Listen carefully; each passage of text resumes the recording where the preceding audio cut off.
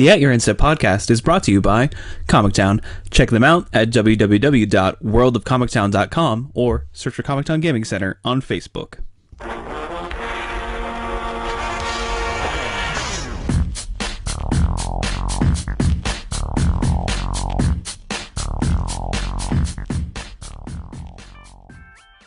Hello, and welcome to At Your Instep. My name is Morgan, and I'm here with Mike. Hello. And Dave. What's up? We have another fun-filled episode for you folks this week. We just got done with the Pro Tour over the weekend. None of us were in attendance, so we really didn't just get done with it or anything like that. But we were in Dublin though on Sunday. Correct, we were. It was Dublin, Ohio, as we made mention of last week. So, in case there was any further confusion, Dublin, Ohio is where we were. So plenty of stuff to talk about on that front. A couple of community topics as well, and really the large focus of the show is going to be on the Pro Tour. So let's just dive right in. First and foremost, again, we do like to start things with the community subjects, and this is kind of a big one in all honesty. I think it's kind of shocking. If you read the article we're going to be speaking of that on Friday, which is it was the M files, right? It's the M files for Aether Revolt. I thought you were going to say I won my burrito bet, but we can start with this. Well, I figure we'll get to that in the Pro Tour. But, yeah. Was your burrito delicious? It was the number one community topic to talk about. Yeah. Correct. Anyway, so basically, Sam Stoddard has been writing the M Files articles for a long time. It kind of gives you an inside look at sort of the development of a bunch of different cards for the sets that have come out in Standard. And for Aether Revolt, he basically had a small section in the article about the interaction between Felidar, Sovereign, and not Sovereign, Felidar Guardian. not Felidar Sovereign, and Saheeli Rai. And sort of this is the excerpt from it. It says, technically, infinite is different than an arbitrary large number. Obviously, 3 Oblivion rings. You should back up because what these articles do is they give the little messages that developers say to each other, and the message the developer said was 2 of these or 1 plus a clone effect go infinite. Is that problematic? And arbitrarily large, but at least they wouldn't draw the game. So that's what the context is here. Sure. So basically, they're kind of comparing this to Oblivion Ring and the rest of these notes. 3 Oblivion Rings is causes a draw basically, but this wasn't that or wasn't an issue. Well, because you can choose a new target. Yeah. That it's not the same as Oblivion. Yeah, it has a way out. Yeah. But further, after this, they basically say that they didn't see the interaction between Felidar and Saheeli Rai during R&D, which is embarrassing. Yeah, bad for the game. It's not surprising. I think it was fairly obvious that they missed it, but I'm surprised that they actually admitted it. That's what I'm more surprised at. I think it's okay to still say it's surprising too. Yeah. If their only thought about this in development was, well, with a second copy it goes infinite, right? And beyond the fact that a second copy and a Panharmonicon goes actually infinite, how do you make that comment and just move on? I just don't understand. And it's not like it's you mentioned this before I think last week, but it's not like it's some obscure card. It's the card that's the face of Kaladesh. It's Saheeli Rai's on all of the material for it. Man, I feel like the problem with this card is looking me right in the face, and they're just staring like a poster of Kaladesh. I think it's important to say that if you look here, it says, while we were pushing for more combo decks in Standard with Aether Revolt, this is not the kind of deck we would intentionally take a risk with. In hindsight, Felidar Guardian should have said creature or artifact. And with PT Aether Revolt this weekend, we'll be watching to see how these decks do. And while I think you're right, it is interesting that they admitted they were wrong. I think it's sort of awkward for them to if you weren't paying attention, this is them putting this deck on notice, this combination on notice. Yeah. And we could talk about what that implication means based on the Pro Tour results, but man, how do you do this twice so quickly? How?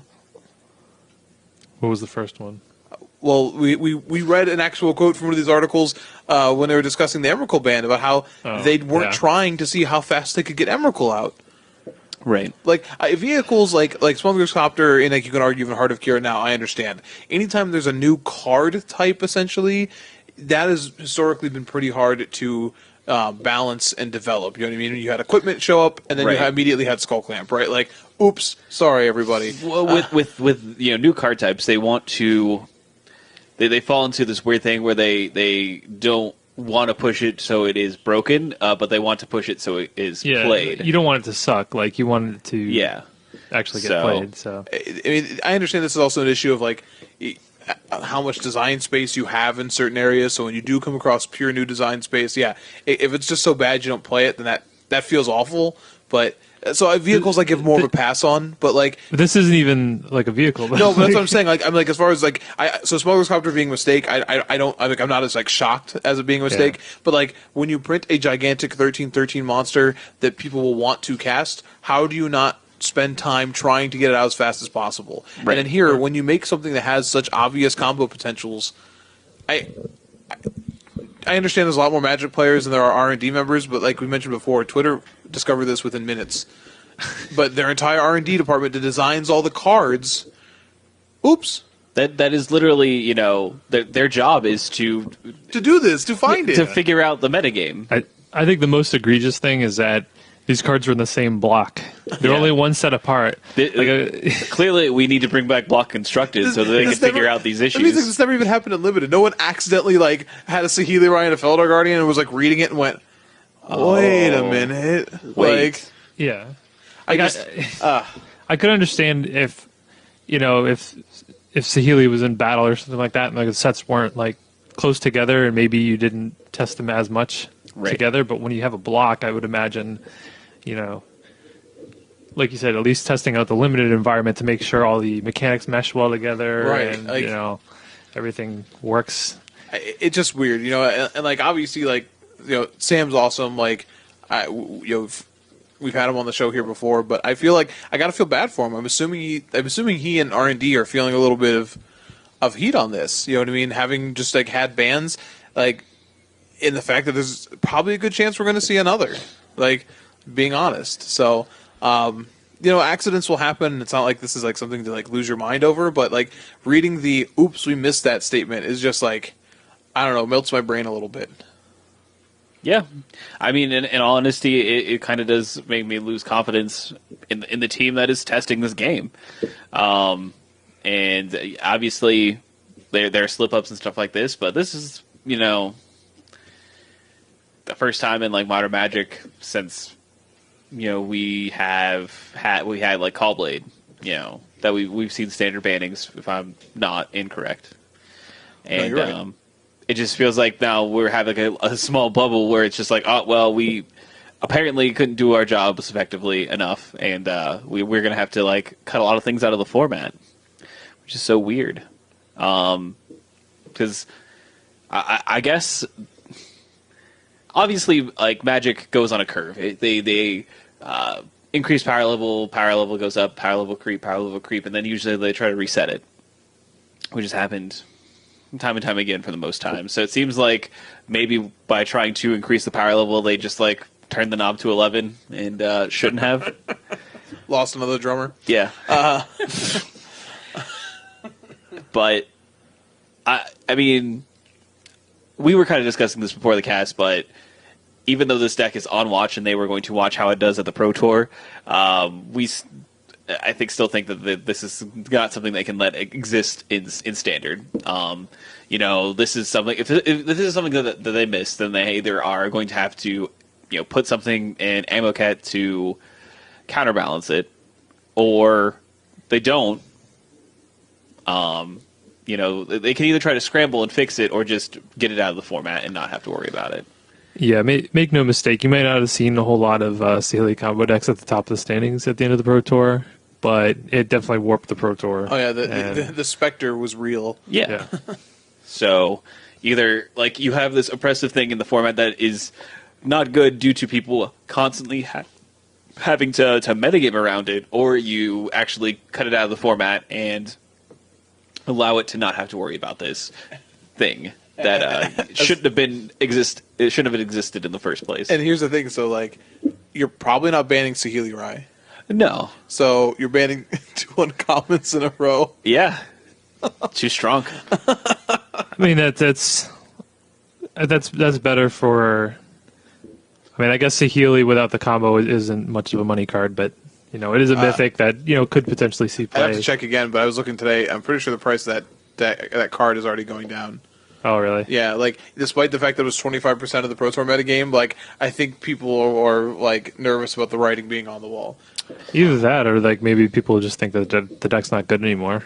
Which I don't think that's true. Like, well, I'm sure there is a percentage of people out there that like, oh, look at the Pro Tour results. Oh, sure, it didn't do well at all. It's not good. Saheeli's back down to $20 in Star City. It's already dropped $5. So, but yeah, there are people that just look at conversion rates and go, no, pass. But it is something that for the next 5 weeks will still be a player in the format, and people will still try to play it.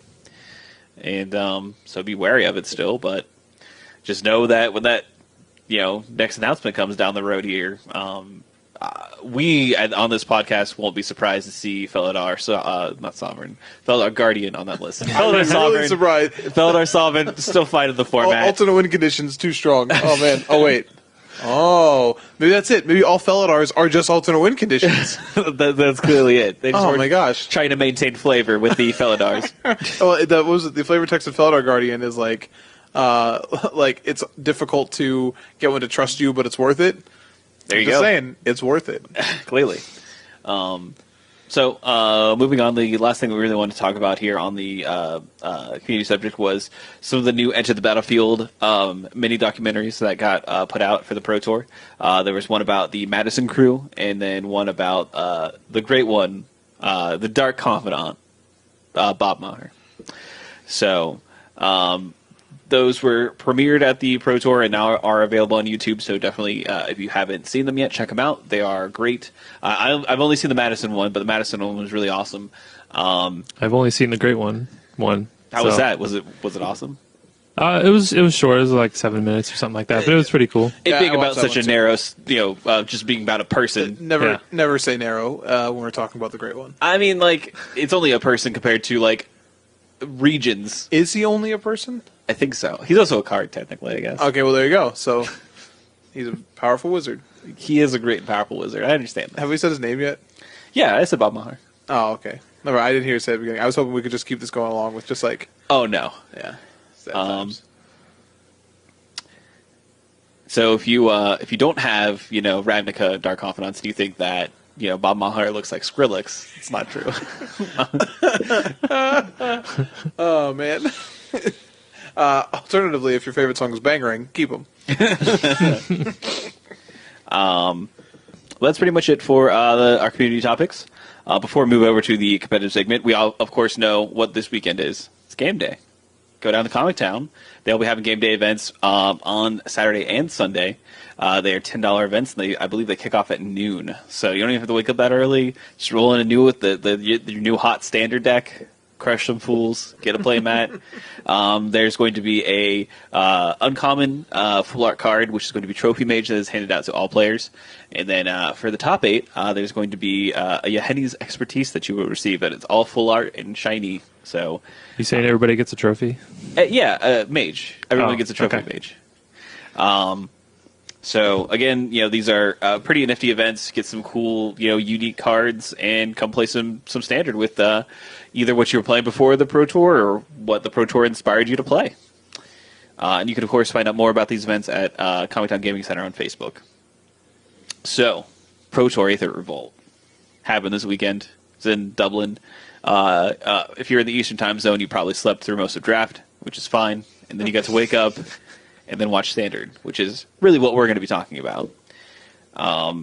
When we take a look at sort of the breakdown, what kind of decks that we're seeing there, we see that Mardu Vehicles was the deck to be on for the weekend. We had something like, let me take a look at the Day 2 metagame breakdown once my mouse begins to work. Sure. Blame it on the mouse. It is, I swear. Anyway, I think my mouse just died. That's disappointing.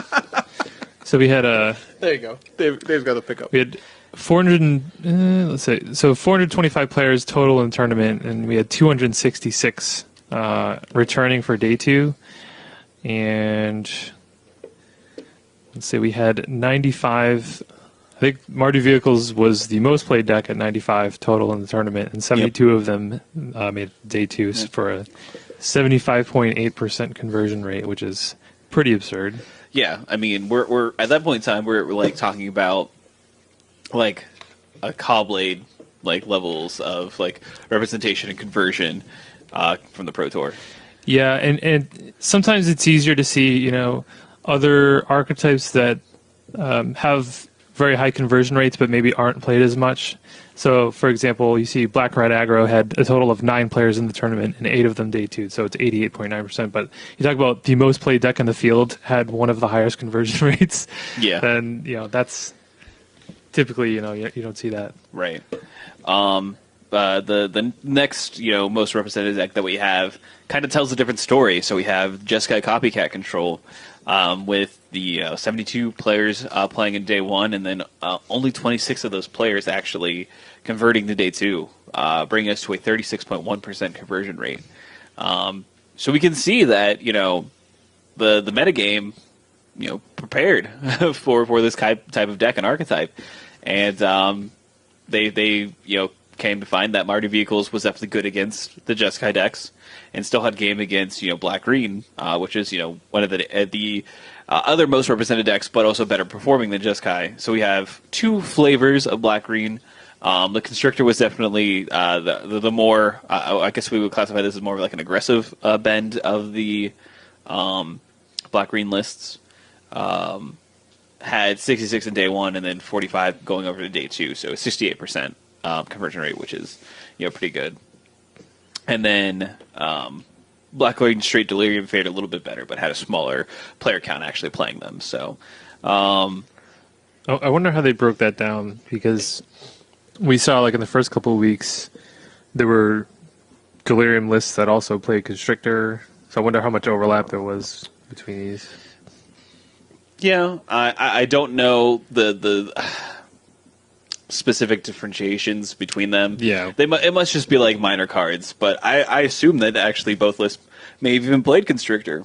Yeah, as your 2-drop du jour anyway, but maybe not. I haven't sifted through how their classification necessarily works, but when we take a look at like the top 5, top 6 archetypes, it was pretty much what we expected to be there, in all honesty, except for maybe Mardu Vehicles. Maybe Mardu Vehicles is something that pre-Pro Tour we did not see like dominating as much as it did in the Pro Tour. Yeah, it definitely got played, and there was one list that top-8'd in week 1. I don't think it looked anything like the list that we saw at the Pro Tour for the most part, but I was definitely surprised to see that a lot of the top teams kind of landed on Mardu Vehicles. That was... I didn't expect it, but it makes sense seeing how the Pro Tour shook out. Yeah, I think so too. And, maybe it was just the sheer fact that players were keeping their decks a little bit on lockdown for what they're planning on playing at the Pro Tour, and people were too focused on playing the combo and focused on Black Green and not really thinking like, well, maybe this archetype is still as viable as it is. In all honesty, a lot of people singing, aggressive decks demise a little bit too early. Because again, it's hard. Mardu Vehicles is an aggressive base deck, and not finding the right numbers. I think, when we take a look at the Mardu Vehicles lists, they are a little bit different than what we might even expect. I was just kind of disappointed in the lack of diversity and new cool decks to come out of the Pro Tour. This was really the opposite of what I was expecting. I thought there was going to be like a lot of just sweet, I was expecting to see Inspiring Statuary do some crazy stuff, and just didn't happen. We were all kind of hoping that, right? I mean, we even had the segment last week about cards we were hoping that would like show up and break out, and like nothing, like none of nothing that we wanted. It was just Heart of Kieran, kind of, sort of, more of the same. But what are you gonna do? Let's obviously give a shout out to the winner of the Pro Tour. I believe his name is Lucas Esper Berthold. Berthoud, excuse me. Berthoud, playing Mardu vehicles, even though Esper was, one of his names. He wasn't playing Esper vehicles. It's awkward. Yeah, it's ironic. No, it's just coincidental. Fair enough. I get those two confused. So does Alanis Morissette, so I'm fine. I'm in good company. I didn't sing a song about it. But he went 10-0. Let's, take note of that. Like, that is very, very, very impressive. Yeah, he had a good run. What? I was going to say, 12-0 if you count the top 8 matches. Yeah. Was it? Yeah. 10-0 in the Swiss, and then he played 2. Yeah, he didn't lose a match. Casual. Of constructed. Yes, Yeah. of standard constructed at the Pro Tour. I think he was 3-3 in draft. Who cares? It's like, don't lose a match. Yeah, who cares? But, we take a look at his list and what we have. We see, I think the thing that kind of stands out most out of all these Mardu vehicle lists is for Heart of Kirin. It was just a straight 4 in, 4 out as far as Smugglecopters versus Heart, and a lot of people said that it being legendary makes it awkward, and it did. There were multiple instances that Mike has brought up where both players in the Mardu vehicles mirror match finals had multiple copies of Heart of Kirin in their hand and just couldn't do anything with it. Yeah, they each had one. So he and Marcio Cavallo, who was in second or other finalists, both had ones in play and 2 in hand in the middle of game 3. It was just like, yep, that's why it's a little worse. That's how we drew it up. I just think you had a number of decks that I don't know. I don't buy into a ban of that card. You have a ton of that card. To be fair, the numbers for all of these decks are heavily skewed. Ban all of them. Ban Toolcraft Exemplar. Ban Thraben Inspector. Card is literally overpowered. It's in all the best decks. That's true. You actually How many Pro Tours has Thraben Inspector won now? Too many. It's at least 2. Cards busted. Because it's 1 green white. Is it creeping up on Judges Familiar as being... It's better than Judges Familiar. I'm sorry. It's better than Judges Familiar. Don't tell Craig Wesco that. I'm sure Craig Wesco already knows. He's been playing some Thraben Inspectors for a while anyways. But sure. But I do think it's important to know how skewed this is. And that card really, can really be hard to crew if you are able to stay on it consistently. But if you look at all the Saheeli decks, well, if you just have a couple of shocks and Harness Lightnings as your removal spells and then Fumigates, well, then yeah, Heart of Kirin is amazing. Yeah. So, I think it's more of a metagame thing than an oh my gosh broken thing. And the Legendary really goes a long way to stymie how or stymie, I should say, how great it is. So, just a thought. Yeah. I think it's interesting that all these decks played it and really only having Gideon as a way to alternate crew it. It was just good enough anyway. At least in the main deck, a lot of them are playing Chandra in the side and stuff like that. But Scrap Heap Scrounger was another huge part of these decks. Very much so. All you can say is 3 power. 3 power was obviously a huge part of all these decks. Oh, yeah. 3 power. Because you have Toolcraft Exemplar. You have Pia Nalar, which generates 3 power off of 1 creature. Thalia, Veteran Motorist, and Scrap Heap Scrounger. And some of them had DePaula as well. Yeah, DePaula makes sense, obviously. Yeah, it's kind of funny, and now I kind of hate that they had the round of standard bannings, because now I feel like people are going to be more apt to just whether it's tongue in cheek or not, but just be like, oh, ban this card, ban this card, ban this card, it's too good. Literally, you just saw people complaining on social media about how vehicles were such a mistake, they're too good, Scrap Heap Scrounger is too good. It's just, come on, all right, settle down. It's way too good. I mean, gosh. It's a good card. It does all the blocking that you could ever want, and all it takes is a magma spray to be printed, and it's very average. So how bad does? So what was the card from Origins? The 3/1 that was almost Scrappy Scrounger. The crappy one, double black, 3/1. They can't block. You gotta pay 2 black and pay a life or something. How bad does that card feel? I almost had greatness. It didn't almost have greatness. No, spoiler. It's actually not even that close. The spoiler. Yeah, it was real bad. No, but I mean, not to say that card ever could have been good, but saying if I had only been designed a little bit better. Oh, if I'd only been colorless and able to go in every deck. Yeah, if I had only been. Yeah, it's instead of double black uncastable. Yeah, exactly. So sad. Yeah. But no, Wizards probably not going to ban the 3/2 that can't block. Sorry. No. Don't foresee that happening. If they do, then R&D is They're just banning everything then. then R&D is literally like needs Yeah. to all be fired. Like It's like, man, there are a lot of unlicensed integrations in this top 8. Should probably ban that one too. All I'm going to say is if the best cards in the format are creatures that attack and block, and I guess in Scrappy Scrounger can come back. I guess block, it can't though. block, yeah. Attack, not block. Or technically, Heart of Kieran, which is Heart of literally... Kieran is where it can block. And Heart of Kieran, which is literally just attacking and blocking. They didn't ban Tarmogoyf in Standard. They're not going to ban... If the best deck is Mardu Vehicles, which is an attacking deck, they're not going to ban anything out of it. I think Wizards is okay with this deck being the best deck in the format. Yeah, and I think it's important to even look at even the format here, like all these green black decks, like notice like one card that's not being played at all currently is like Ishkana. You know, it's pretty good against Heart of Kieran. Ishkana. You know what I mean? Like there's a lot of cards that weren't seeing a lot of play in the format. Like things that the green black decks were playing, like To the Slaughter, not that great against this deck. You know what I mean? More Grasps, pretty good. You know what I mean? So I think like assuming that anything in this deck is like bonkers, like aggro decks look good when the format is ripe for them. Like if the format is ready to be exploited, then the aggro deck looks unbeatable. You just wait for the format to shift. So yeah, and now this is the deck that has a target on its back. So it does drive very fast though. So that's very true. On a target on its hood? Yeah. It'd be weaving. Standard, you turned off your targeting computer. So if this deck is now the deck that gets targeted, then maybe the Jeskai decks can breathe a little bit safer because they can fight against the decks that are targeting the Mardu decks.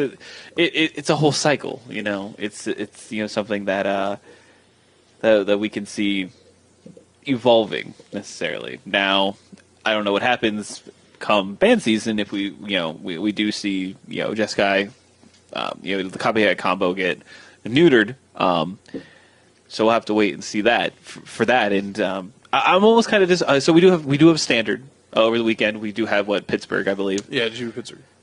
So I'm interested to see what happens, if it's just more of the same, or if we see any subtle variations on that. I think what you've seen in the past, a lot of times when you have GPs that are the same format as the Pro Tour that just happened, is you don't necessarily see all the same decks. You'll see pros that maybe are playing their second choice deck that they didn't end up playing at the Pro Tour, but trying to think here. I want to say it was Reed Duke played the sweet black-green deck in Modern after one of the Modern Pro Tours. Oh, yeah. Like just the black-green The mid-range deck or whatever. The Obliterator deck, The Obliterator deck? Yeah. So, I think, you'll see a lot of that where, you'll see some players playing decks that, maybe they just defaulted to Mardu Vehicles because that was the team deck, but they really wanted to play something else. Yeah, play X or Y. Right. So I think you'll see some of that at least. Obviously, you're probably going to see a lot of the same decks that we saw do well at the Pro Tour, but hopefully there'll be a little bit of variation this upcoming week. So let's talk about the top 8. Let's talk about who's in the top 8. So we obviously had the winner, which we've already mentioned, and we already mentioned Marcio Cavallo. We also have PV showing up, so Paulo Vitor Domino Rosa. It's 11th Pro Tour, top 8. Insane. Not as 11th Pro Tour. No, just 11th top 8. We have Martin Yuza. We have Jan Xander. I think it's Jan Cassander. Jan Cassander. Yeah, you say it how it looks. That's not true a lot of the times. Just I know. In this one, you would think it's Xander. That's fine. I'm just letting you know. Cassander. Yu Chen Liu. Eduardo Sajalik. And then Donald Smith. And then some furious R-Trigger from Mike's wife. She's playing NBA 2K17, which is not a basketball game. You think it was, but it's not. No, it's a basketball RPG. You have to buy and equip dunks. This is a fact. You have to. I said before, you have to loot them off of LeBron James' dead corpse once your raid takes him down. Oh man. I wish you were joking, but that's probably true. So I don't know how much we want to like keep hounding on like Mardu vehicles. Like It was 6 out of the 8 decks. it was, but like the differences between them like involved like numbers Splashing of Blue. like numbers of Thalia, Splashing Blue for Metallic Rebuke and Ceremonious Rejection. Or negate. Negate sometimes. Obviously, Fatal Push was very good in the mirrors. So, like, I think the sideboards are where you'd see the most differences. I said the Channel Fireball version did have DePaula's, but I don't know. These decks are pretty similar. Like, vehicles is vehicles. Like, this was not new. There are minor variations, but they all feel like, they're trying to do the same thing. They all got different tune-ups, but they still drive real nice. Some people got F-150s. Some people, prefer... Name another truck you can Tracker. Toyota Tracker. Is that a truck? I think so. No. Ranger. That's what I'm thinking of. That's a Ford. There you go. It's a smaller F-150. Dodge Ram. There you go. Ram. Nissan Titan. Oh, yeah. Chevy Silverado. I don't know trucks that much. Toyota Tacoma. I worked at a car dealership for a long time. Yeah, you know a lot of trucks. So, can we talk about Martin Hughes' sweet list? Yes, we can talk about one of the non-Marty vehicles list. I appreciate it. Sweet, but also like just happy for him. Like, it's been since 2009 since he last top 8 at a Pro Tour. It's been a while. Yeah, I felt like he was really up there as like one of the best players in the world, and he really went. He had a long drought of not having a top 8. It was funny. They were talking about he and Lucas Bohan. Like, did you hear that conversation they were talking about? So like how both of them were like, like he like telling like Lucas like, oh, you're pretty good at Magic. Have you ever considered like trying? And he was like, well, have you? And then like all of a sudden they both started like practicing really hard. And Lucas Bohan only missed by 1 match win for the top 8 and was like in it all day. And then so like it's like both like now they're like sort of like challenging each other, like, all right, let's do this. And he did it with a really sweet deck, this Jund Energy aggro deck, which is close to a 20 deck. Again, I actually can't believe this deck only plays 20 lands. It's actually terrifying to me. Granted, it has 4 Attune the Aether, but so it has 3 Chandras, 1 Nissa Vital Force. Creature-wise, it has 4 Greenbelt Rampager, 4 Scrap Heap Scrounger, 4 Long Tusk Cub, 4 Voltaic Brawler, 1 Rishkar, 2 Tireless Tracker. Then it has 4 Attune with Aether, 2 Shock, 2 Harness Lightning, 4 Unlicensed Disintegration, 3 Heart of Kieran, 2 Fleet Wheel Cruisers. So this deck is sweet, and like what the thing that was the sweetest thing about this deck is how good Greenbelt Rampager was in this deck, because you could use it to crew all of your vehicles. Right, like so you play it, and then with the trigger on the stack to bounce it. Yeah. Crew your Heart of Kieran, right? And bounce it back. And then if you really wanted to keep the chain going, because like if you had like a Fleet Wheel Cruiser, then you play it again, and when you get the energy, right? Like so you have the energy, right? And then you have to pay the 2. Well, unless of course you like use it to activate, I don't know, your Long Tusk Cub, because you have like your extra energy hanging around, and then bounce it again, and then like you can attack, and then you afterwards, if you want to actually play your elephant, you can let it pay your 2 energy, let it stay in play, and now your Heart of Kieran can block. So it was a really interesting creature to use with like Heart of Kieran specifically. So that I thought that was really awesome. Yeah, and I guess this was like one of those oddball decks that I talked about, like the second choice. But he decided that this was going to be his first choice. This is for my the Pro primary. Tour, and it worked out well for him. Obviously, landing him in the top 8 there. But yeah, like I expect to see like more decks like this that like maybe got left on the cutting room floor. Show up at the GP this weekend, but yeah, even in the sideboard you get 4 Fatal Push. Obviously, I'm sure those worked out well for him against the Marty Vehicles decks, and against some, it looks like he can go large and he can bring in Sky Sovereigns and Verdurous Gilhawks against maybe some of the other similar decks. Boarding in no lands. Yeah, no lands. Madman. No lands. That's the biggest shocker. I mean, I assume that you take out other parts of your high end, your Chandras and your Vital Force, your Nissa Vital Forces, and put in some of those cards maybe.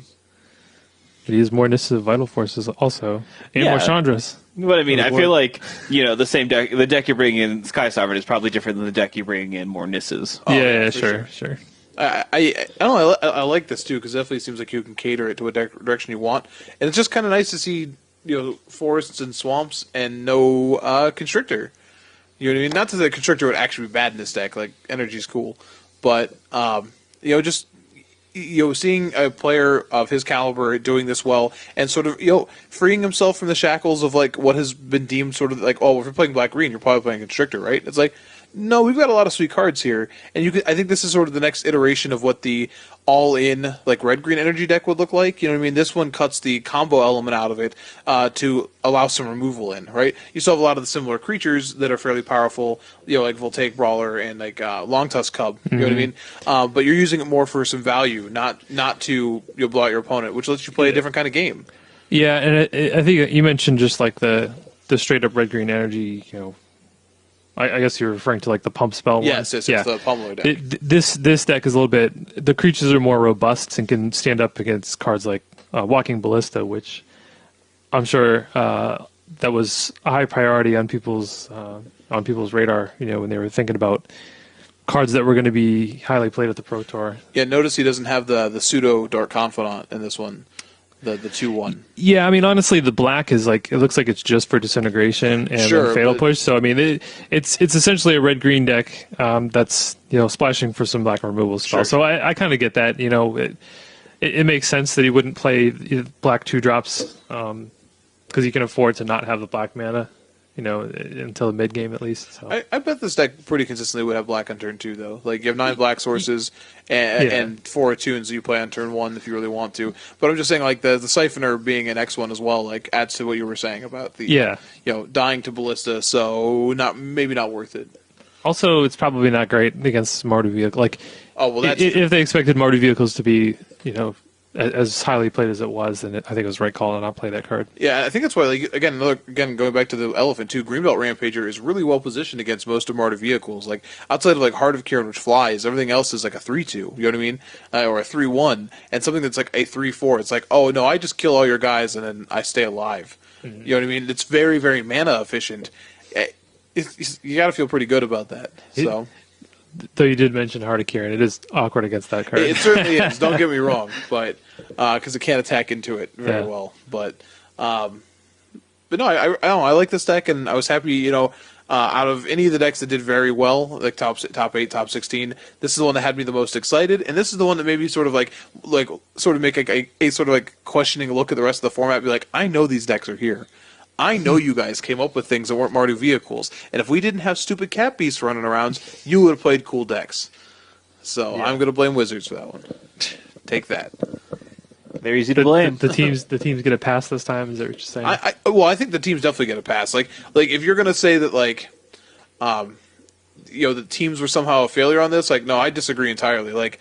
They did what you expect the team to do. It doesn't matter what the game is, whether it be like a card game or a video game. Like if there is a definitive way to break the meta, you do it. Yeah, they're gonna do it. And like that's what a good team would do. You know what I mean? Not having an infinite combo deck that would make all these decks either become so reactive or proactive specifically like this. Maybe you have more open format. So I don't think you can fault the teams for that, even if they had other sweet decks. You know what I mean? We've all had sweet decks we wanted to play, but then we take a hard look in the mirror and go, nah. Unless you're me and you're a psycho. Yeah, but that's just I mean, you can't deny who you are. I mean, that's fine. And neither can Martin Yuza, and we salute you for that. So, the only other thing that wasn't vehicles in the top 8 was the Black Green Delirium deck, the Jan Cassander, which not a ton of innovation here. I do like he's all loaded up on Mindwreck Demons and Verdurous Gearhulks, which Mindwreck Demons is another card that probably scores up pretty well against a Heart of Kirin, unless of course it's a 5/5. That's awkward, but what are you gonna do?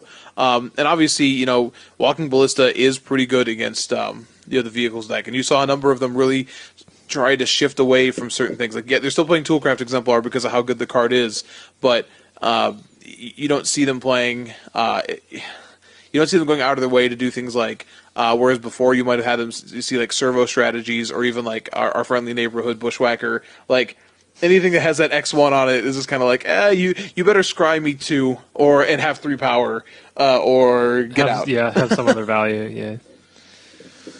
Yeah, I mean this Jan Cassandra's list is pretty straightforward. There's nothing really too crazy going on here. I guess the craziest thing is 2 Grim Flayers. So this isn't really a Delirium list. I think it's just, I guess he has Traverses too, but... I mean, he has Grim Flayers, Mindwreck Demons, and Traverses, so this is his Flayer version. Yeah, I guess. But I mean, look at this, like 0, Big Spider, in 75. I just don't know why I just literally forgot her name. Ishkana. Thank you. I don't know what just happened. That is somewhat surprising that there's not at least one on the board or something. Yeah, like that. like as a traverse target. Yeah. And I'm telling you, any of these Black Green Delirium decks that cut that and then like sat down and played against like 4 rounds worth of Mardu vehicles, are like, man, I really wish I had something that just made four blockers that could also block Hardic. And man, is there anything like that in the format? Oh wait. I will say, I was sad to see Sean McLaren fall just short. He lost his winning in the last round. He was also playing black green list. Yeah, it's pretty standard Delirium list. He's only playing 2 Mindwreck Demons though, but otherwise, pretty cool. Good on him because he was on a team. It was just him and his brother. Yeah. I guess his brother qualified for the next Pro Tour, so there you go. He finished. I don't know exactly what place he finished in, but I think he's he's on the train, I guess. Come on, everybody, and ride it. Woo, woo. So what other decks? We honestly, Black Green really not that different. Like we said, there's Delirium and there's Constrictor, like aggressive, but those decks didn't change very much for this event. We talked about some individual cards that would change. Again, like things like whereas To the Slaughter was good a week ago when you had tons of Saheeli doing well. Well, now that card's a bit of a liability against a deck that makes incidental 1/1 Thopter tokens. You know what I mean? So or just like has a Thraben Inspector sitting there when they're attacking with their Hardic and you're like, but why? Like Thraben Inspector, why? So you might see the removal change, but other than that, So what other decks can we look at? So you really have to look at the 24 through 26 to start seeing some interesting stuff come to the forefront. That's where we see the first instance of the Jeskai Copycat control list, I believe, showing up. If I'm not mistaken, I don't think I am. It's the 8 and 2. What yeah, are you talking about? Kazuki Fujimura. It's the one I'm looking at right now. Yep. This doesn't look too different than what we've seen before, in all honesty. No, this is pretty similar to Dylan Donegan's list. Even did he have the Jaces? Now, I guess one difference is that he has Gideon's in the sideboard. Donegan did, but... Did he? Yeah. Well, Donegan had Spell Quellers in his list. This one does not. That is true. Yeah, there's differences. The main deck is pretty close, though. But, yeah, there's nothing too crazy going on here. I think, this is probably pretty close to what a lot of the teams, that did play the Jeskai deck. Donegan did not have Gideons. You're right. Yeah.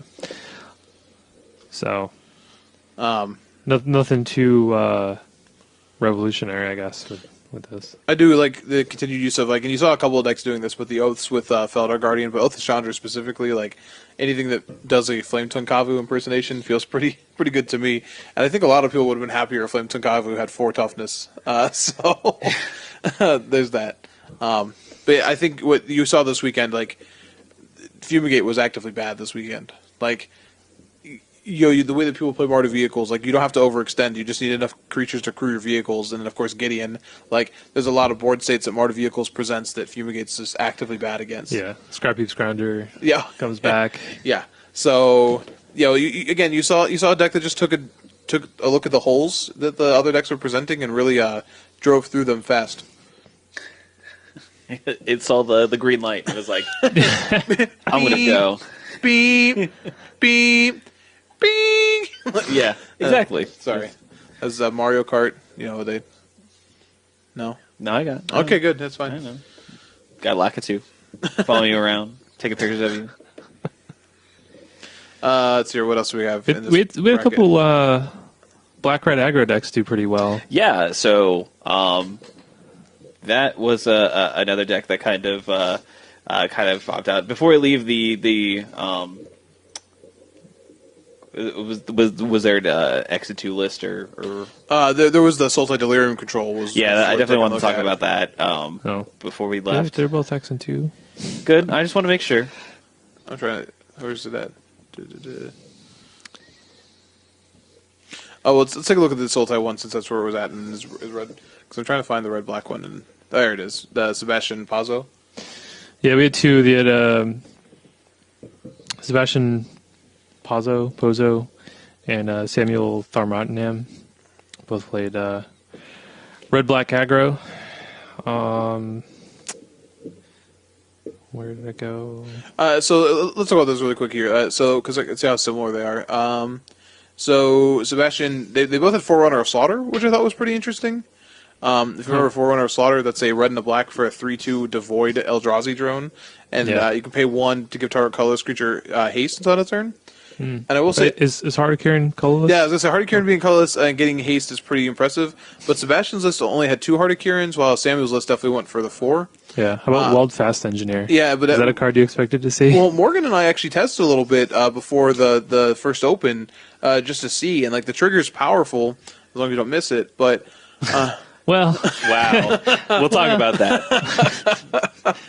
sorry, Jeez. I didn't mean to throw that much shade, but Yeah. but it seemed. I mean, I liked World Fast Engineer. It being able to crew Heart of Kieran while also pumping your other guys is pretty good, and it can also technically like pump like say you have a Bomat Courier that you don't want to attack with anymore. So like you can go to combat, target your Bomat Courier, then use your Bomat Courier to crew your Heart of Kieran, and then attack. So like now your Bomat Courier doesn't have to attack. It's got like 3 cards sitting underneath it, and you don't want to pop it just yet, but you want to make sure it's doing work. World Fast Engineer says do some work. So I kind of like that. Yeah. that's pretty nice. It's it definitely is a card that I did like. At first glance, so I'm glad to see that it showed up somewhere. Let's see. Main deck Implement of Combustion and Sebastian's list. That one I expected to see a little bit more of, but apparently, Mardu vehicles didn't need it because it was just good against combo deck anyway. But Yeah, it's kind of interesting. It does give another artifact for unlicensed disintegration, which is important. I think I'd rather just run 2 more Hardikarans though. Yeah, that's probably true. I gotta say, like, decks that are running Bomat Courier are braver than I would be in this format, but this deck had a really, really good conversion rate as well. And honestly, I think one of the things that's nice about this list is compared to even like Mardu vehicles, is it getting to play 3 to 4 Incendiary Flow, which you see 3 in one list, 4 in the other, plus Shock, plus Unlicensed Disintegration. You have a deck that has the ability to burn its opponent out, and that reach is pretty important. You can see and go back and look. And again, Jeskai didn't have a great day, or a great tournament, but there's a number of games you can look at where opponents get down to a low life total and then they begin to stabilize. You know what I mean? And being able to fire off just like a burn spell, you know what I mean, is not that easy to interact with, especially in boarded games where you have to be really careful with how many pieces of counter magic can you keep in against the deck that's playing 1-drops that have haste. You know what I mean? So I think that's just burn has been so bad in the format recently that to see a deck that can actually go oh, look, here's reach. I can go to the dome. It's like, oh, wait, what? No. We talked about this. Don't do that.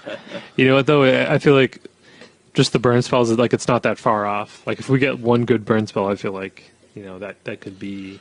That could put... One good burn spell. It's called Shock, sir. Watu wants to give us burn spells. Yeah, I'm just saying. I mean, hey, sign me up. I'll take a burn spell. I ain't too proud to ask. Ain't too proud to beg. Give me a burn spell, please. So, there's a number of decks that we're also playing. And we haven't seen too much of them yet, but they're also playing the what was it, Hungry Flames? Yeah, and that's a lot of play this weekend, which is pretty nifty. Things that could kill a creature and also damage a planeswalker for some reason seem to be good, and I'm not totally certain why. Oh wait, no, I know exactly why. So. You saw, even if you watch any of the top 8 matches, which ended up being just a bunch of cars wreck. It was essentially a monster truck rally. I don't know if you saw that. Just a bunch of vehicles running into each other. It was a demolition derby. Yeah, that's exactly what it was. Oh, man. That's actually the best. I now just want to picture, like, Mr. Photoshop, do this for me, please. Just Photoshop, like, a Mountain Dew into every single, like, person in the audience's hand during those, just like, ah! But, in all honesty, you can go and see, how, oh, man, I just lost my point after making that.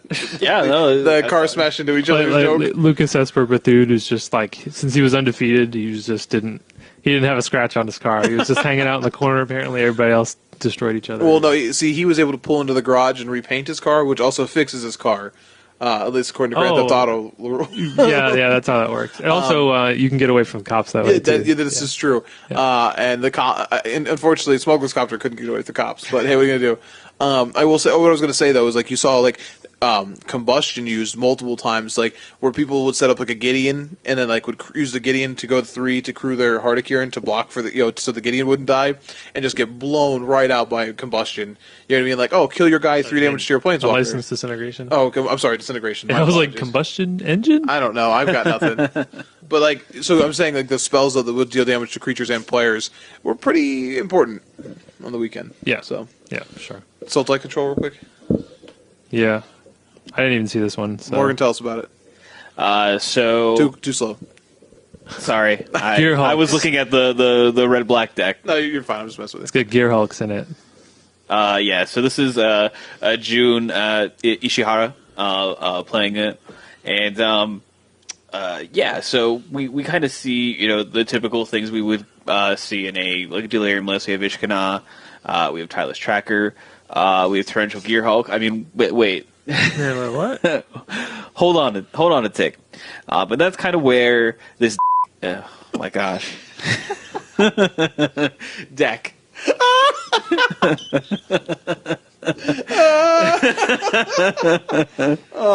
leaving that one in? No. Can you actually just beep that one out? Like I don't want you to like cut this out. I want just like a beep and then us laughing. Yeah. No. Oh, come on. No, because look, the reason that it's funny is because I say that word. I hate to tell you, buddy, beeps are funny. Yeah. Anyway. The reason why this No, I'm going to let you get away with this. That pause there was him trying to reset this so he can cut out. No cutting out. Censor it. Don't cut it out. Why do you got to make my job harder? I'm not going to let you have this one. Nope. The reason why this deck is interesting is because it plays a lot of instants to combo with Torrential Gear Hulk. It's a pretty sweet combo. It is a really nice deck.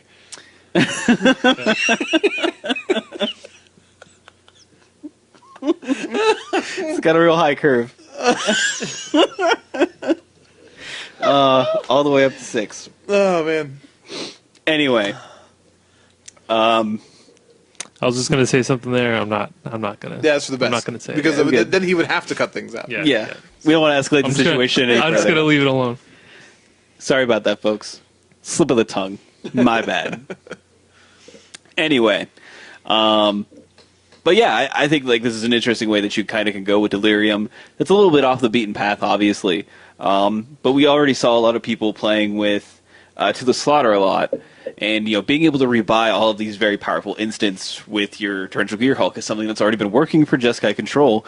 So why not see if you can push the mana and try it in a different color set and kind of get some interesting things you can do. And even like playing something like Overwhelming Denial, apparently, could be, the bee's knees. So I really like what this deck is sort of doing. And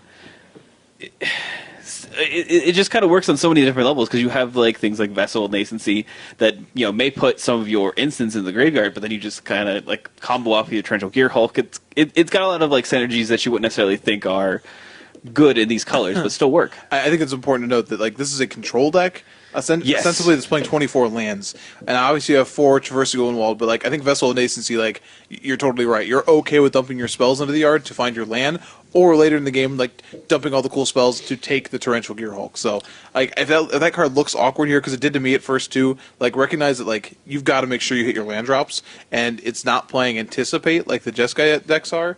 So it needs something to make sure it hits those early land drops. I do think there's some cards in here that are a little too cute.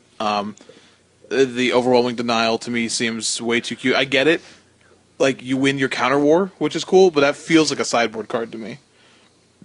And like, things like tireless tracker in the main. Again, if you're a full control list, like you're just giving your opponents targets, so maybe that's not something that should stay in the main. But overall, I really like what this deck is doing. And again, yeah, a deck that's sort of pushing on the other side of the format a little bit. Like, yeah, these are all things we can do, and then sometimes you just want a Glimmer Genius, and that's real nice.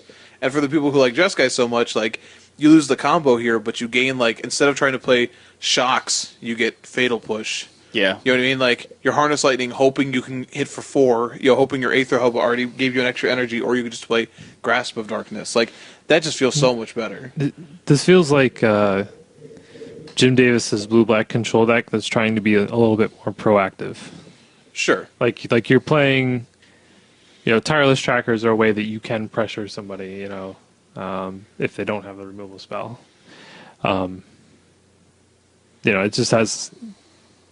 It's just a little bit more proactive. It's not just sitting there doing nothing, even though you do have some amount of counter spells in there, and you can play that game a little bit with counter spells and gear hulks and things like that. I do like the board plan of 4 Grim players too. Like, yeah, man, your opponent boards out the removal, and you're just like, look at my 2-drop. Look at my 2-drop. That's literally going to assist me in like being able to every facet of the game. Yeah, just like win the game so much easier because you can't kill it, and it's going to let me set up.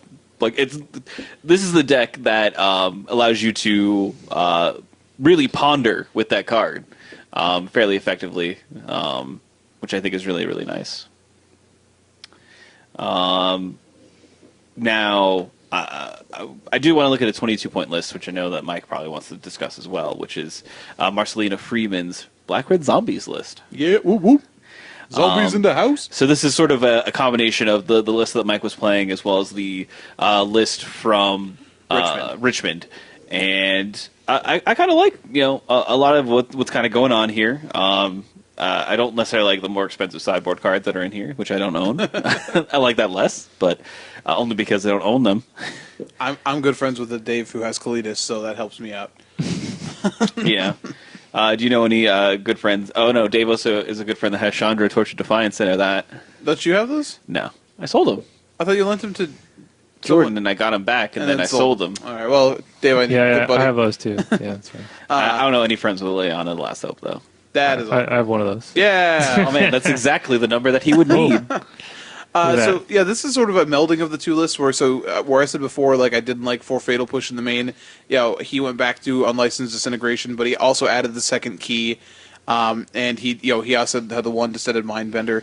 Now, awkwardly, I will say that like next week, you would play with some Fatal Pushes in the main. I still don't know if 4 is right, but you need to be able to kill Heart of Kieran consistently, and as good as Fiery Temper is against most of Martyr vehicles, it's real sad looking when you're looking at a Heart of Kieran.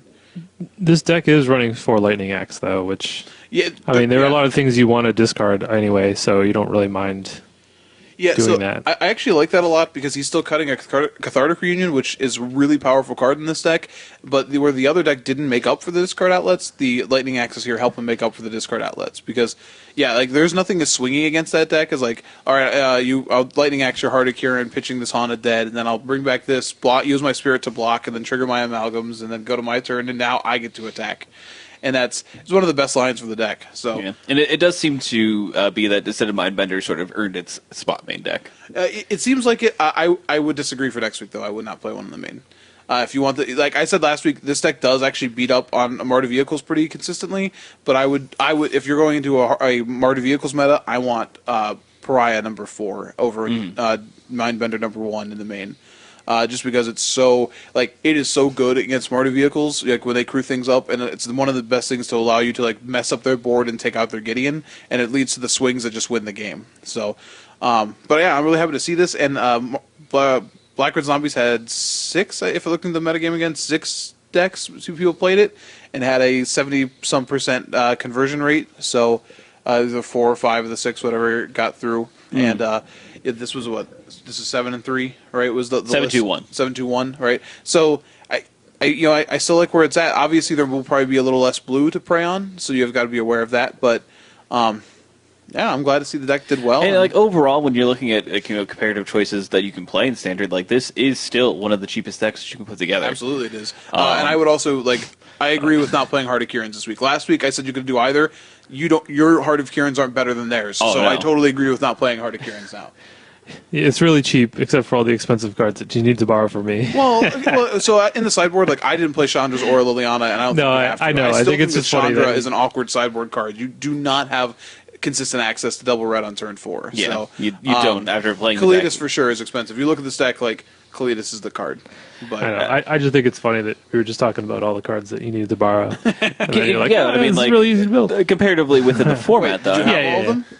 I do have them all. Well, then it was easy for me to build. The main deck, though, all in all, is Just another brick in the wall. close to probably sub $100 to be perfectly honest. Yeah, I'm trying to look here. Like Scroungers went up, obviously, but like beyond that, like yeah, they're $5 or $6 now. Sweet. But like Prized Amalgam is still like your most expensive card otherwise for like $350. Maybe your lands are a couple bucks. The Magic deck lists on the Wizards website use small like Masterpiece, whatever Smoldering Marsh is. Or You don't need those, Expeditions. though. You don't need them. It's okay. Well, but I'm just saying that maybe that's why theirs is so expensive. So, but yeah, I was really happy to see that do well, and I think it's still good in the format. Like it is actually good against vehicles. Play the matchup. So Yeah. So let's. Do you want to talk about Jerry's deck? yeah, let's do that. Yeah. Can that be the last one? Is that the last one? Yeah, Yeah, let's talk about Jerry's list because we have to because he did what we said that we were hoping would happen. Called shot. I'm trying to get down to it. Jerry's list. It was 4-color Saheeli Aether Works. Yeah. These are things. So they sort of mashed the Saheeli combo into an Aetherworks shell. Now, granted, they only had 2 copies of Aetherworks in the list, but they also had, wait for it, Tentacle Monsters, my favorite, Elder Deep Fiends. And this was, I know Josh Arter, he was on the same team as Josh Arter-Layton. I know Josh Arter-Layton was playing this deck. I believe did a deck tech with it. I think so. Yeah. Yeah. But yeah, so they had Whirl of Virtuosos and Rogue Refiners and Elder Deep Fiends. So value creatures that you're fine with getting rid of for Elder Deep Fiends, which I said you needed. Obviously, Whirl of Virtuoso has shown itself to be a really, really powerful card in this format. Like it even looking at something like Heart of Kieran, like man, just blocking is great. Yeah. So And a lot of times it can just be your plan B. that is also true. A 1-card sort of Wrecking Crew. But it also has, like I said, Oath of Nissa, which again, Felidar. Like this is a deck where you want to cast your Felidar Guardian, which is nice. We talked about wanting to do that, and then like you can do the Elder Deep Fiend line of just tapping your opponent out to go off the next turn, that's the dream I have. It's a nice dream. So, like you look at that sideboard, he's got some Brawls expertise. Feeling good. And Tameo, that's somewhat surprising. So Tameo and Felidar Guardian are fairly interesting. Like tap these 2 permanents and then Felidar Guardian and tap more permanents. Feels really good. You can like build your own Elder Deep Fiend. Isn't that weird? Your own Tameo Elder can't Deep Fiend. Tameo can't target lands though. Yeah. But Yeah, sad times. Honestly, the sideboard's like really straightforward too. So I really like this deck, and this was also a 7-3 list. So I know that Jerry did not. I don't think he did very well in draft, but this is like a very Jerry T style deck. oh yeah, Where it just reminds me of the Thopter Depths deck where he kind of took like 2 combo decks and mashed them together into just one monstrosity. This is kind of the same thing where it's just taking Aetherworks. I guess it's not totally an Aetherworks combo deck, but it's taking elements of the Aetherworks deck and the Saheeli combo and jamming them together, which it just gives you more looks, and like you have so much energy going on here anyways that it sort of like lets you churn through the deck faster. I don't know if I would be so excited to play Aetherworks Marvel in this deck going forward. I still feel like this deck is really light on like removal outside of Harness Lightning, and like this format really begs for you to have some more interaction, I think. yeah. I think 2 Aetherworks though is kind of sweet though. It's almost just like card draw, or like you just cast an Elder Deep Fiend off of it and get the trigger. That is It's pretty gross. sweet. That is definitely gross. And like the nice thing I think about this one though is if you're looking at the sideboard, like Cosmic's Return, right? I don't know if there's any other deck that was really as well equipped to take advantage of Kozilek's Return as his list is. Because, like, obviously you would say, like, oh, Kozilek's Return is okay against the vehicles deck. Like, it kills all the crewing creatures. That's fine. But, like, he has the ability with Elder Deep Fiend to really blow out Martyr vehicles in combat, where it's like, all right, I crewed this and I crewed this, and you're like, oh, okay, cool. Trigger on the stack, tap your lands out in your combat step, flashback to the Kozilek's Return, and like now it's like your turn is over, your creatures are dead. Like, well, even if you don't fully blow them out, because I mean, you know, against a good player, they might be able to sniff out that like you have the ability to flash in, but then you're slowing them down. Yeah. So like even if you're not completely blowing them out, you're slowing them down a little bit to give you enough time to maybe set up. So. Yeah, this makes me happy because like he may not have like done supremely well on the weekend, but it's for a 7-3 standard record. We mentioned we talked about these cards last week. At least one of the cards we talked about, you know what I mean, got jammed into a list we were talking about. So thanks, Jerry. I really appreciate it. Hey, I'm going to go ahead and say, Jerry, you owed me because I took you in fantasy during the last PT draft, and you had an upsetting Pro Tour. I'm glad to see not only did you make us happy with this deck list, but you did much better this time. So. Proud of you, Slugger. Nice going, champ. You want an ice cream cone? I think that's the next question. I right? mean, like, I'm sure Jerry Thompson would. I don't know how you facilitate this. You owe him a tombstone pizza. What? That's a little harder to get if I just like saw him at a tournament, just like, hey, I got something in my trunk. Hold on, stay right here. At this point in time, I think I have to step in and say, if you go to any Magic tournament and you see Jerry Thompson, please do not tell him that you have something in your trunk for him. Don't tell him that we have something. That's a lie. Don't do that either. It's just a tombstone pizza. It's not. It's not anything bad. Don't even say the word delicious. Tombstone. Don't say I have a tombstone in my trunk for you. Please don't. We do not advise this kind of behavior. I got this piping hot tombstone pizza. You're not gonna carry it in your backpack. No, I'm not going to get a tombstone pizza. But you should. Why? Because he likes them, apparently. I don't know. You sound obsessed. I'm just saying, he's Jerry, talked about it before. I heard you like tombstone pizza. I got one warmed up in the back of my trunk. You want to come eat it with me? We got like 20 minutes left on the round clock. We'll get back in plenty of time, I promise. And if you want to get in the car, we take a little ride somewhere too. That's fine too. If not, that's cool. I'm not going to press you, but please, Jerry, please. Please don't walk away. Where are you going? Don't walk away. Look at me. Look at me when I'm talking to you. We're into a weird place, though. Yeah. I don't want to be no more. That Dave's trunk with a tombstone pizza? No one wants to be there. No. It smells terrible. This is why Dave doesn't drive to events that often. His trunk's full of tombstones. Pizzas. Excuse me. Pizzas. I thought you meant pile drivers. Yes, the Undertaker's finishing move. What is that man doing over there? I believe he's tombstone pile driving someone into his trunk. Into a tombstone pizza. Tombstone pizza.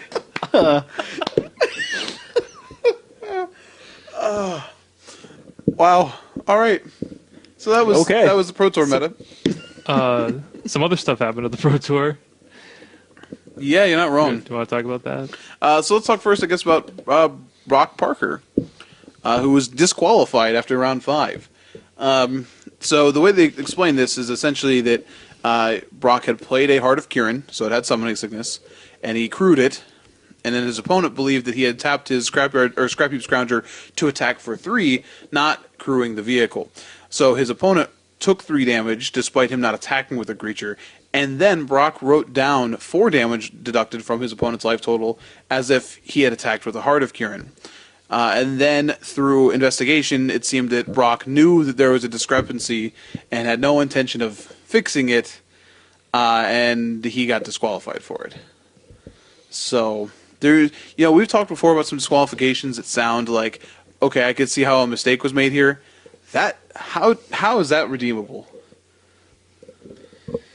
I don't really. I mean, I didn't really read about. I heard about this, but I didn't read all the details on it, so I don't have too much of an opinion. But yeah, I mean, if that's what happened, then that's pretty deserving. That's the write-up from Wizards. Yeah, I mean that's pretty deserving of a disqualification if that's accurate. So. Yeah, so that's awkward. I don't really know much about Brock Parker, but it's awkward that he's on a team. He was on Team D3 Go, which. I believe the way that the team set up was your lowest. Is it your lowest score gets dropped? Is that? Did they do that? I'm not sure. I'd have to look, but perhaps. I don't know, but yeah, I mean, he's really putting the team in an awkward position. And how do you go from there? Because we've seen on the Star City circuit, teams that have had situations where like even going back to like Kent, you know what I mean, where it wasn't even like not nearly as serious as that, you know what I mean, lose their spot on the team, and others, was it Eureka who is it who like publicly backed away from a player? Oh, they had Fabrizio and Terry. Yeah, right. Yeah, who got suspended. And they made a public statement about how like they weren't going to be, This, yeah. So like, does D3 here do something about that? But this is different though. They're in a race. I understand. Like the teams are locked in for this, for this season. So I would be interested to see if D3 like as a team comes out and then makes a statement about like how they're going to adjust this going forward. Like, but I don't think they can, right? Like, isn't your roster locked in? No. I mean, like we understand this is making a statement that where they understand there was a problem and doing something about it. It's something to keep your eye on. It's awkward if they don't. I think. Like, I guess they're not under any sort of obligation to like apologize to anybody, but like, man, your team gets a reputation then pretty quickly. You know what I mean? So, it's awkward. Don't cheat at the Pro Tour. But just saying. Yeah, not a good look, as it turns out. Cheating in general, don't cheat. So we had another situation, not necessarily cheating, or not really cheating at all, but just an awkward interaction. So do you guys want to set that up? So we are coming into coverage. This is going to be round 8 standard. We have one of the players who is on the red-black aggro deck that has the Weldfast Engineer. And Weldfast Engineer has a at the beginning of combat trigger, which is a common trigger that we see on cards. And they're playing. I think it's common enough. Well, it has become a little common because of like Toolcraft's Exemplar. But I would say before that. Maybe not so much. Not that common. But I feel like we had a card that was really, really popular that had that. Goblin Robbermaster forced people to acknowledge passing a priority very specifically. And then we had Desecration Demon. Yeah, also forced people to acknowledge it. So once in a while, okay. No, like if you tried to skip past it even on turns where it was a creature, you could still get a game loss. I'm saying the beginning of combat triggers, I wouldn't say are super common, but they pop up once in a while. Oh, okay. I feel like if you were around and playing during Mono Black Devotion, then you are very familiar with with those triggers, just for the sheer fact of how many times you had Desecration Demon cast against you in competitive play. But anyway, we are on the red-black aggro player's turn. And we are between main phase and combat. The first main phase and combat at this point in time. Yeah, he has 2 Scrap Heap Scroungers and a Heart of Kirin in play, and he plays a Weldfast Engineer on his first main phase. So the player who is the red-black playing the red-black deck goes combat, I believe. Both players are from different nationalities, so they're using English, I assume, as best they can to communicate, but obviously not being either of their first languages, as far as my knowledge. Well, one of the guys was American. Was he American? Yeah, and then the other guy was from Panama, but I don't have the names. I apologize. Okay, so they were probably using English to communicate. Yeah. It is noteworthy that the Panamanian player did not speak English, because they did an interview with him, and he had to have a translator. So. Gotcha. So. He goes combat, or I imagine that had to be the case of him indicating that they were combat. Yeah, he said combat, and he attempts to crew the Heart of Kirin, and say that the Weldfast Engineer is targeting the Heart of Kirin, I assume? No. He wants to target a Scrap Heap Scrounger. But distinctly, it's important, it's distinctly said after he wants to crew the Heart of Kirin. His opponent then calls a judge saying that his opponent has already passed priority in the beginning of combat, because that's what the word combat means as a shortcut indicator. And because of this, he did not have a chance. He did not have a chance to crew the Heart of Kirin, and he missed his trigger for the Weldfast Engineer, and that is why the ruling went out. Yeah. So The American player was Dean Nguyen, Dean Nguyen. and the Panamanian player is Cesar Segovia. Okay. So now, if I can try in my limited capacity to explain, if you aren't familiar with why this works the way it is, there is a judge post written about like why they made this change. Was it last year, I think, or a year and a half ago? So essentially, rules concerning priority are in place to protect the non-active player, so that you as the active player can't trick them into acting when they shouldn't have to. Okay, so the idea is if you look how this is. If you say combat and look at your opponent, right? I myself, and I think most players view that as I'm passing priority in my main phase, right? But judges have viewed this as I want to move to attacks because I'm ready to declare because attackers. you're trying to trick your opponent into acting. So only if your opponent said, well, in the beginning of combat I want to do this, would you get priority again technically from saying the word combat. Now there are some things that change that a little bit because if he said combat trigger Weldfast Engineer, right? He now has priority in response to that trigger being on the stack. Had he said it like that, then he could say, all right, this trigger's on the stack targeting my Scrappy Scrounger, and then in response to that, I want to crew my Heart of Kirin and let that resolve. So because there was a trigger, so same thing with Toolcraft Exemplar, that trigger happens and you get priority again. So you need to be very careful on how you indicate that. Now, I think a lot of people have argued, including like Kai Blood, like very aggressively on social media this weekend, have argued that isn't an intuitive way to communicate that. Seeing as combat for myself has been a shorthand the entire time I played competitive Magic, and I know at all of the opens I've played at recently, I have said combat, and my opponents have taken it to me, and I want to move into combat, not I want to move to declare attackers. Additionally, this information isn't easily found. A Google search will not, a simple Google search will not give you the answer to this question that you want, and it confused a lot of players. And it especially confused our, the player here who's not an English speaker, and he kind of got a little bit. Say what you will. I think it was pretty obvious what he wanted to do. Now he did do it in the wrong order, so you can blame him for missing his trigger. But so call him on not getting his trigger for the Weldfast Engineer. But saying, well, you obviously want to declare attackers by indicating combat when his next move is to try and crew his vehicle, seems ridiculous. It was pretty clearly indicated what he's going to do, and that's where I think people's frustration with the ruling goes. Right. And I do want to say that it was the correct ruling by... Yeah, no, it is the correct ruling. Head judge Toby Elliott got involved, and he even actually came into the booth and talked to, I think it was Marshall Sutcliffe and Ian Duke, I believe, were the two commentators at the time. And he came in and he actually gave an explanation of what had happened and what the ruling is and why it was ruled that way. So the ruling was correct, but I think the rule itself is just that it is something that they said they're going to look at as well. So we may see this get revised here sometime fairly soon. But it's just it was an awkward situation for sure. I mean, I think it was clear to what Cesar was trying to do on his turn, and because this has become the shorthand, and maybe Thien knew that, and that's why he decided to call a judge there. I don't know if he was trying to get his opponent, by trying to kind of rules lawyer him. I don't want to make ethical judgment here. I'm not saying anything about Thien, but if your opponent is actively indicating they want to do something here, right? Then you're trying to get them. You know what I mean? Get him on the Weldfast Engineer trigger. He messed up how that is sequenced, and he missed that trigger. I won't argue with you there, but man, it still feels bad.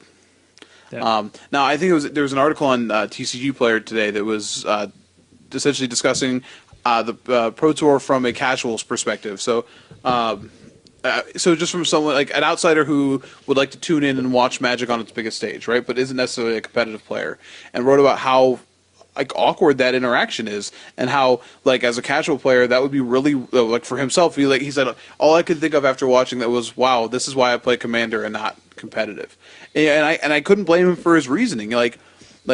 if you were now, granted, I understand the Pro Tour isn't catering to casual players so much because you're playing at the highest rules level, but like you want to. The whole point of the teams and everything else is to court Magic as an esport. If you have moments like that on camera where your head judge does have to come in and explain a really esoteric rule shortcut, and your player at home goes, "Well, obviously, he wanted to do that. I could see that with my own eyes, but that's not how the ruling works." You're going to turn off a number of people. So I think that is another reason why you're right. They are going to review the rule.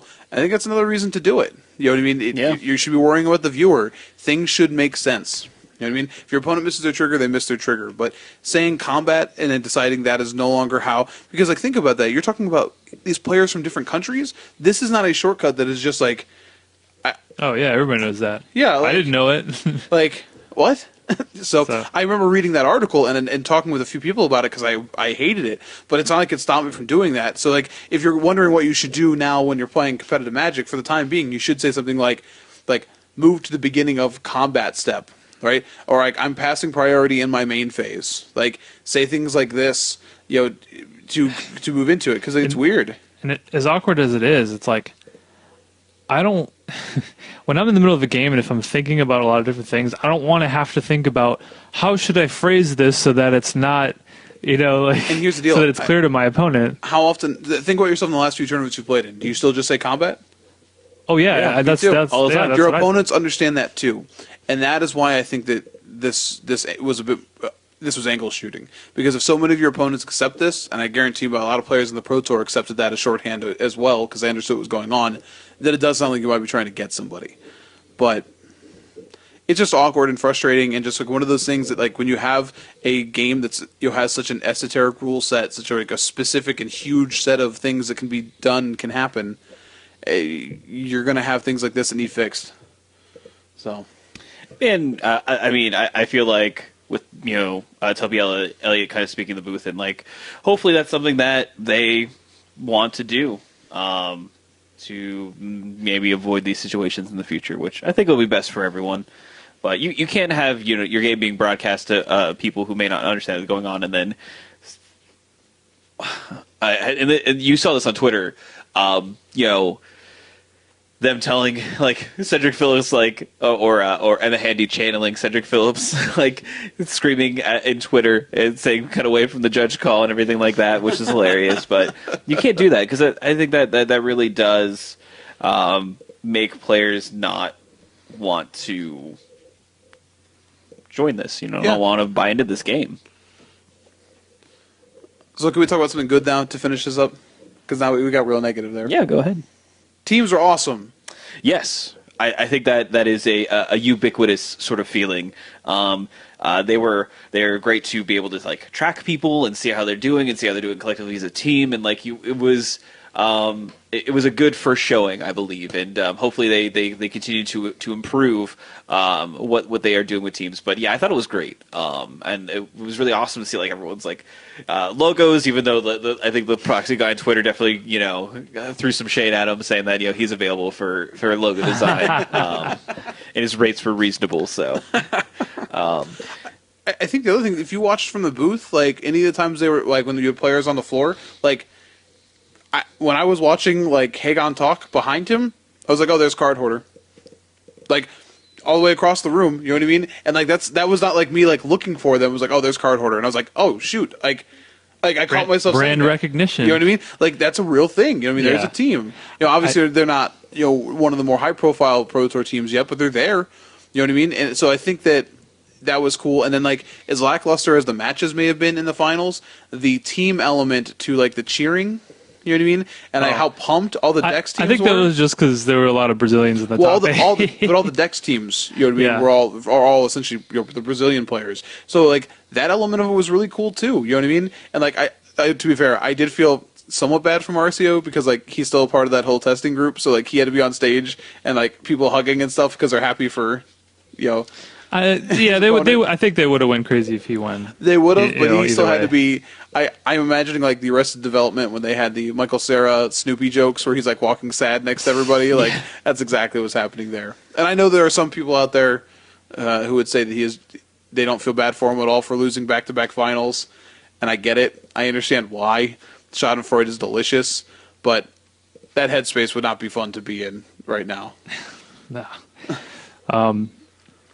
I will say, as cool as teams were for coverage, I think for what I could tell, just judging from the pros talking about it on social media as well, I think from a pros perspective, it was a great success as well, because a lot of people said, even if they were personally out of the tournament or out of the money, whatever, they still would play on just to try to get that one extra pro point, for their team, because you never know if it's going to come down to that, at the end of the year. I would be interested if that actually did result in less draws at the end of the day. Yeah. So, yeah. Now the article I referenced before, the casual viewing, was sort of negative about them, from a casual perspective. And the one thing I will say is they mentioned that because Magic isn't a team sport, it does feel like some of the team portion of it is sort of forced during matches. And I guess I could understand that. And then one thing I hope that Wizards continues to do then is deck techs. I would like to see deck techs not be individual players. You know what I mean? If it's a team deck, give me a team deck tech. Who worked on it? How did you guys arrive at this in testing? Show how the team element brought it about, which I know may be hard to do, when you have people playing in the tournament, so you'd have to work a little harder to get around that. But I think that's a place that could go to show you why the team element's so important. You know what I mean? Make mention of the fact that, this person could have drawn at the top, the top 25, but they played it out for the extra 2 points because it could mean this chance for more money at the end of the year. And that's a change in how the standings will work at the Pro Tour. So maybe they need to highlight those things a little bit more so that, yes, Magic is a very individual game, you know what I mean? But that team thing is important, you know what I mean? The difference between you just being an island, unless you're Sean McLaren, and a team can be huge. Yeah. But I like that idea, the idea of multiple people having deck techs. If they even if the team were divided between a few different things, hopefully you would choose the highlighted deck that has multiple people playing in it, and then that kind of brings that in more, which I think is a pretty nifty idea. Sort of okay, and how did you get to this sideboard card? And be oh, well, that was actually this person's idea, and then they have a chance, and you can see how the testing team sort of worked. So I think that's a goal for maybe later. I like that idea. Wizards, get on it. Yeah, you can take that's a freebie. I understand that there's a good chance you that one's on the house. I understand there's a good chance you didn't make it past the first 20 minutes of this episode, but we got more positive at the end. I promise, we did. I swear. Listen, I know that Morgan cursed along the way, but I mean, to be fair, I just referenced some anatomy accidentally. Yeah, change a vowel. It makes things a little bit awkward. We play in the Wheel of Fortune. Yeah, I lost, apparently. Got that bankrupt. All right. I think that's enough for the Pro Tour. Dave and I both played some regionals over the weekend. I played Burn and played poorly and got a record deserving of it. But I think Burn is fine. It's still fine aggressive deck in the format. And if you look at across all the other regionals, it did do fairly well. It was pretty well represented.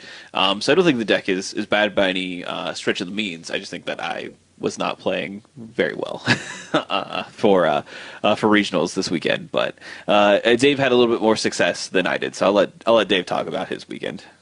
Sure. I played the new Death Shadow deck, the Death Shadow Jund version that's been kicking around online a little bit. It's been doing okay in the modern competitive leagues. So I thought it was an interesting list that was out there. Did pretty well at the last mocks. I think there was an undefeated one in the Swiss.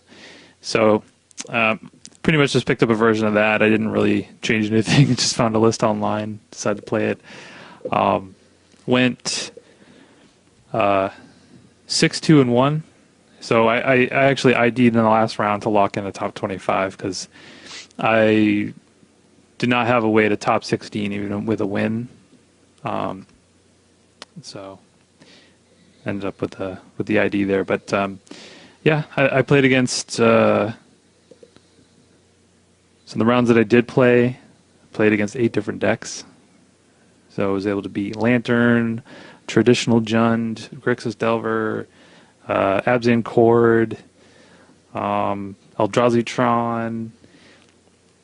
My losses were against Bant Eldrazi and mono red goblins.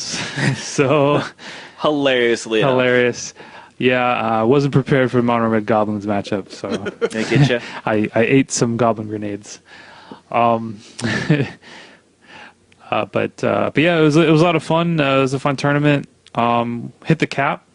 So the Ohio Regionals was, I think it was capped at 260, and not only did we hit the cap, we had something like 20 people on standby at least. It was pretty absurd. So a lot of people showed up. Unfortunately, some people got turned away, but that's why we told you to pre-reg last week. But yeah, the Death Shadow deck is definitely something I think I'm going to continue to play. I had a lot of fun playing it. Definitely don't know how to play it that well yet, so was learning a lot of things as I was going in the tournament. But the deck felt pretty good. I think I might tweak a few things in it, but I think for the most part it's pretty decently positioned in the metagame. So we'll see. I don't know when the next time I'm going to play Modern is, but I'll probably be playing this deck. Fair enough. And I honestly think like a lot of people aren't really suspecting it. Yeah, one thing I was surprised with is so if you haven't seen the list, it runs 4 Death Shadows, 4 Tarmogoyfs, and those are pretty much the only threats in the deck. You also have 4 Traverse the Ulvenwald, so those are kind of extra copies of your Death Shadows and Tarmogoyfs. So, but for the most part, it's pretty threat light. So I figured against Jund and Grixis and those kind of decks with a lot of removal spells that it would have some issues because they kill a couple of your creatures and you're just kind of sitting there doing nothing. But right. Like I said, played against Grixis Delver, played against Jund, and it didn't really feel too bad. I mean, the matchups were a little grindy, so you kind of come down to one thing I did notice against the regular Jund deck is, and I think in most cases when you're playing those type of matchups, it's going to come down to like top deck war, and with this Death Shadow deck, it's playing 18 lands, and you're also playing some cantrips, so you're playing Street Wraiths and Mishra's Baubles and things like that. So you're playing less lands than they are, and even though you have less total creatures, I guess you have more threats. So like, a 7/7 Death Shadow is more of a threat than a top decked Dark Confidant or something like that. Like in the late game, it's going to threaten to end the game almost immediately. So I think your top decks are probably a little bit better than theirs.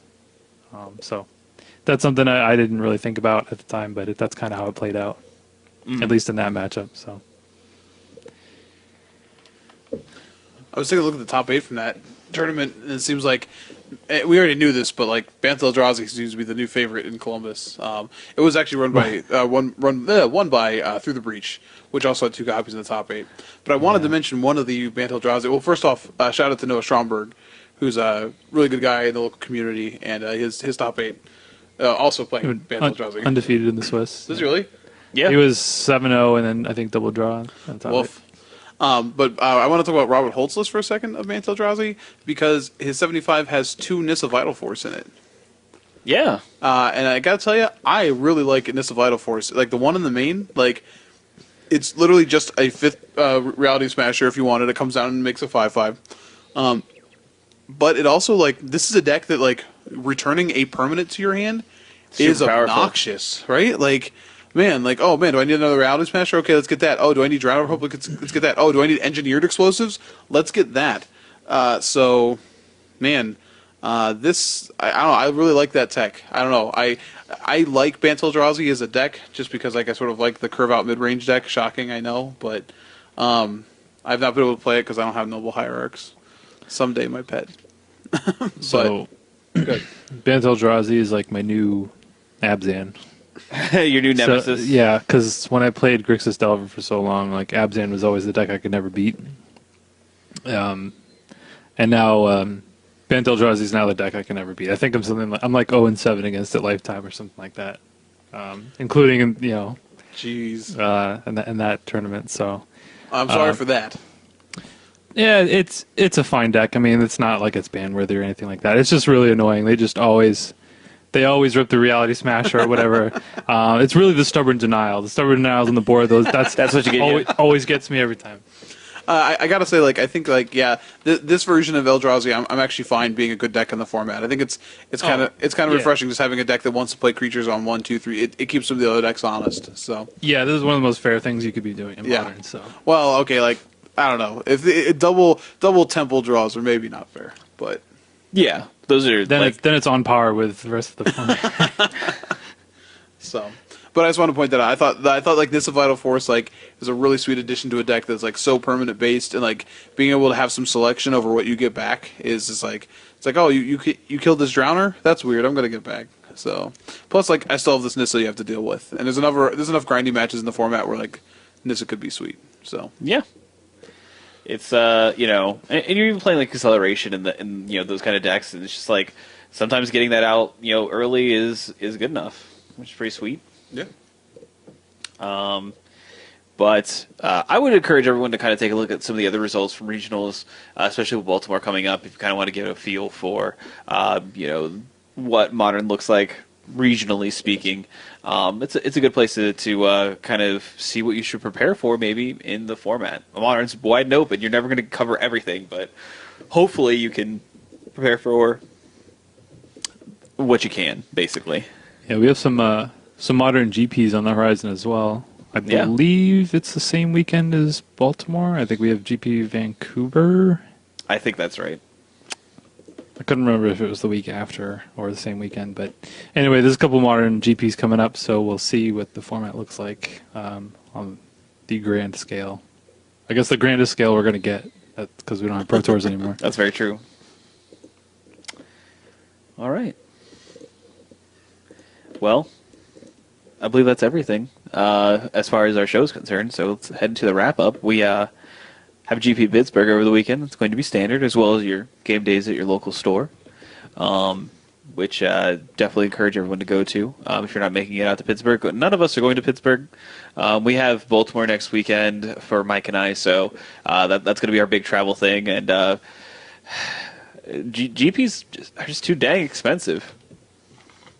Even ones that are this close. I like standard. I think I could do well in it. I'm not paying the money. Yeah, I'm not it's just not worth it. So they cost more, and literally, if you don't pre-register, then you just get less than everyone else. So it's what's the point? Yeah, exactly. And which is a terrible thing to say. And hopefully, further down the line, people also share the sentiment and speak with their wallets. And that's how you get things to change, folks. With companies, is you stop going. So. Yeah, it's really too bad. But I know that there locally is going to be a Modern GPT on Sunday, which I want to attend just to, play some more games of Modern, get prepared for Baltimore as best I can. And that's going to be something that I'm doing on Sunday, I believe. I think locally speaking, I think it's the Card Academy that's having it. But if Standard is your cup of tea, then I encourage you to, again, go to Comic Town's Game Days. They're going to have the best competition for you, the friendliest environment, of course, and it's only $10, so why not? But I think that's everything going on this weekend. Yeah, that's pretty much it for the show. As far as how you can contact us, if you want to ask us a question or anything like that, we have a Twitter. It's just at your end step. Your end step is what you search for, and then if you add us, it'll be at your end step. And then we also have our email address. It's just at your end step at gmail.com or Facebook. You just do a quick search for at your end step. While you're on Facebook, again, look up Comic Town Gaming Center. That's where you're going to find all their events and everything like that, as well as on their website, which is worldofcomictown.com. You can download us via iTunes, via the Google Play Music Store, as well as via MTG Cast, which is also another great place for you to go and find some awesome new podcasts to check out. And there's always new shows and just a ton of good stuff on there. So I definitely do encourage you to go out and see what's what. Sorry, I bumped into the mic. I'm very sorry. Yeah, how dare you? I didn't mean to. Mike bumped the mic. Anyway, I do believe that's going to be everything for this week of At Your Insta. But we do thank you for listening, and we'll catch you next time. Bye.